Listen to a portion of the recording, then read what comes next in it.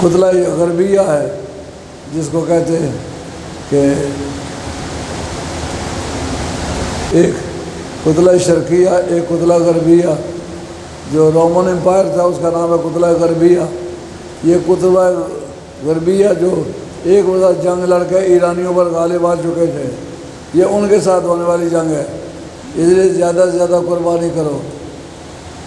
اس وقت حضرت عثمان غنی کھڑے ہو گئے کہ یا رسول اللہ صلی اللہ علیہ وسلم، میں آپ کی خدمت میں عرض کرتا ہوں، علیہ میات بعیر باخلاصہا و اکتابہا، 100 اونٹ حضور کی بارگاہ میں پیش کروں گا، ان کی مہاریں بھی، نکیلیں بھی، ان کے نمدے بھی، پالان بھی، کجاوے بھی، سارا سامان مکمل تیاری کے ساتھ 100 اونٹ پیش کروں گا.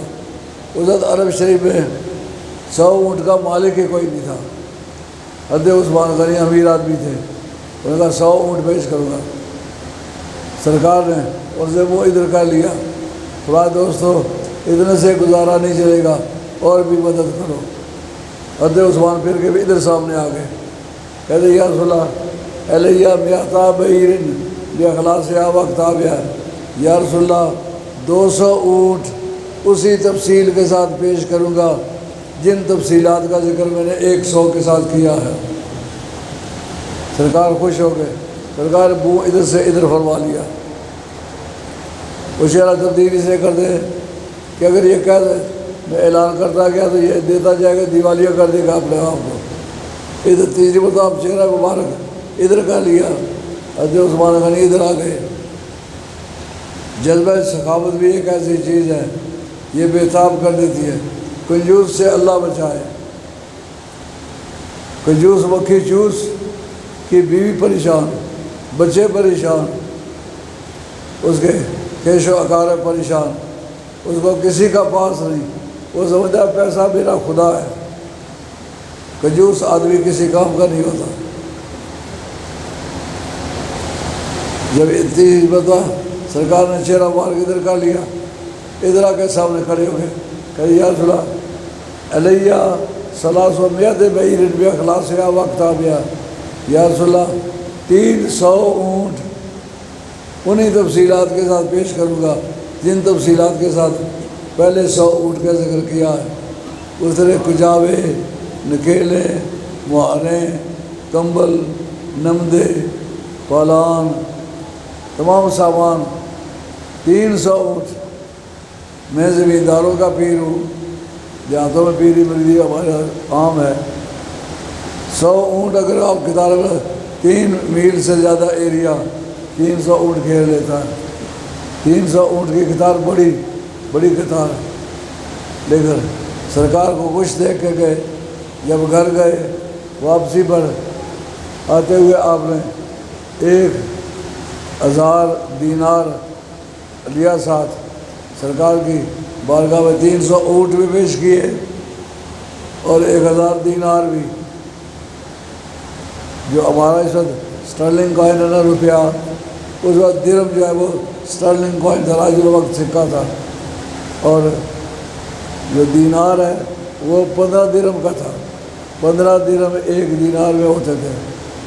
اب وہ دینار 1000 دینار لا کے سرکار کی گود میں ڈالے. اس وقت 1000 دینار کا مالک مسلمان میں کوئی نہیں تھا. سرکار کی گود میں ڈالے تو سرکار اسے کہتے ما در عثمانہ ما عمل بعد اليوم، ما در عثمانہ ما عمل بعد اليوم. کسی حج یا زکوٰۃ یا جہاد، تہجد، نماز، نفل، کسی بھی عبادت پر یہ سرٹیفکیٹ نہیں ملا کہ لائبلٹی آف لا سے ایکسیپٹ کر دیا، یعنی قانونی وجوب سے آپ کو آزاد کر دیا کہ آج کے بعد آپ کچھ بھی کریں کوئی گناہ آپ کا کچھ نہیں بگاڑ سکتا. اس کو کہتے ہیں لائبلٹی آف لا سے ایکسیپٹ کر دینا، قانونی وجوب سے مستثنیٰ کر دیا. ثابت ہوا نا کہ نیکی بہت بڑی بات ہے. قیامت کے میدان میں جنت کے دروازے پر ایک جھگڑا ہوگا. عالم کہے گا مجھے پہلے جنت میں جانے دو، شہید کہے گا مجھے جنت میں پہلے جانے دو، رب کہے گا تم دونوں انتظار کرو، مجھے بتا عالم تم نے پڑھا کہاں ہے؟ ادھر سے کہاں پڑھا؟ پیسے کس نے خرچ کیے؟ کل سخی نے کیے، کہا پھر سخی تمہارا مربی ہے، اس کو پہلے جانے دو۔ عالم رہ گئے۔ اب شہید سے پوچھا جائے گا تم کیوں پہلے جانا چاہتے ہو؟ انہوں نے کہا میں پہلے اس لیے جانا چاہتا ہوں کہ میں نے رائے مولا میں جان دی ہے۔ ادھر خدا تعالیٰ سے پوچھے گا جان دینے کے فضائل کس نے بتائے تھے؟ یہ جذبہ کس نے پیدا کیا تھا؟ کہا عالم نے پیدا کیا تھا۔ کہا پھر وہ تیرا استاد اس کو پہلے جانے دو۔ تو علم کی بڑی قیمت ہے، مگر دیکھیں علم پڑھنے سے بھی قانونی وجوب سے ان کو پاک نہیں کیا گیا، مگر سخاوت ایک ایسا جذبہ ہے کہ جسے تمام چیزوں سے بے نیاز کر دیا۔ ما ضر عثمانہ ما عمل بعد اليوم، آج کے بعد عثمان کچھ بھی گناہ کرے، گناہ اس کا کوئی کچھ نہیں بگاڑ سکتا۔ آپ کے خلاف جو مہم چلائی گئی تھی انشاءاللہ عزیز آئندہ جو ہے وہ عرض کریں گے۔ اس وقت اختتام پذیر ہو رہا ہے، اسی بات کو ختم کر دیں، کیونکہ اس سے اگلا مزاج چھیڑے تو گھنٹے بھر کا وہ چیپٹر ہے، گھنٹے سے پہلے وہ ختم نہیں ہو سکتا۔ اس بات کو ان پر جو اعتراضات ہیں حضرت عثمان غنی یہ کام کیا قابل اعتراض ہے، یہ کام کیا قابل اعتراض ہے، اس کے جوابات آئندہ جو عرض کروں گا۔ مثلاً ان میں سے ایک بات ہے کہ نبی کریم صلی اللہ علیہ وسلم نے مروان کو میں اس کے باب حکم کے شہر بدر کیا تھا، وہ سرکار کی نقلیں اتارتا تھا اور سرکار کے سیکرٹ مجلس کی خبریں جا کے کافروں کو پہنچاتا تھا۔ سرکار نے فرمایا کہ اس کو شہر بدر کرتے ہیں، آئندہ جو بھی خلیفہ ہوگا اس کی ڈیوٹی ہوگی کہ اس کو اور 3 فرسنگ تک 3.5 میل کا ایک فرسنگ ہوتا ہے، وہ اس کو 3 فرسنگ اور دور کرے گا۔